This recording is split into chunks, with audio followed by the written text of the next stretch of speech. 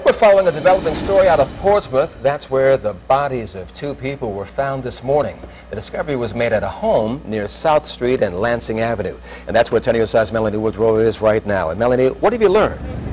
Well, still very much an active senior. Police are saying it was carbon monoxide poisoning that led to the death of this couple that are in their mid-60s. We want to show you kind of what's going on here. We've had investigators out here for at least an hour, if not a couple of hours now. It was about 9 o'clock this morning that a family member had come here to check on his family members. The reason being that family member said he had received a phone call last night from his sister saying that she was not feeling well. Came out here, discovered the couple in their mid-60s at about 9 o'clock this morning. Subsequently, you had all of these investigators and first responders come on scene.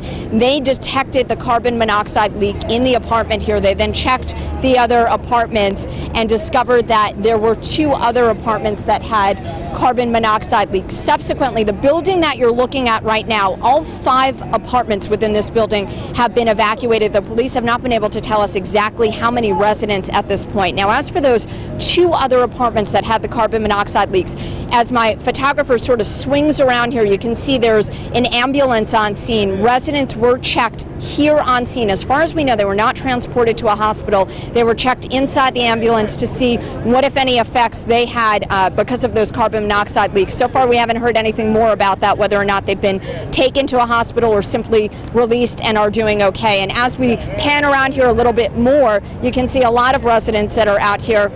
Some of them sort of holding on to one another. There are family members that are out here. We're being told that this couple, especially the woman, was really like a mother to this community, and a lot of people are really upset here. The other big issue out here this afternoon is that these apartments are owned by the Portsmouth Redevelopment Housing Authority. Now, according to police and according to the folks that live here, there are carbon monoxide detectors and smoke detectors within these apartments rather. Police are telling me that the carbon monoxide detectors are both battery operated and that they are also hardwired. I just spoke to a resident who told me that the Portsmouth Redevelopment Housing Authority does come out here, that they do check these carbon monoxide detectors at least every 6 months, if not more often. However, there's obviously an investigation and concern now as to whether or not the carbon monoxide detector in this one apartment where the couple passed was working, and that is currently being investigated. Want to also mention, we did speak, again,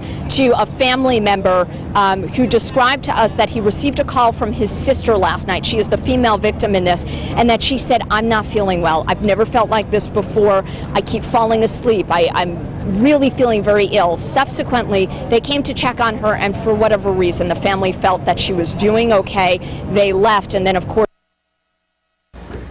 Sorry, we lost that shot. Melanie Woodrow on the scene of the tragic deaths of 2 people believed to be connected with carbon monoxide poisoning. And following, Melanie was in her first report earlier in this broadcast said that after that welfare check on the part of another family member, that family member left, and it was hours later that the couple was discovered in their home. And as Melanie mentioned and showed us, a very active scene there in Portsmouth. We've got a few moments left in this broadcast, but of course the opportunity to update you never stops at WAVY.com, so check in there for updates throughout the afternoon until the next newscast begins at 5.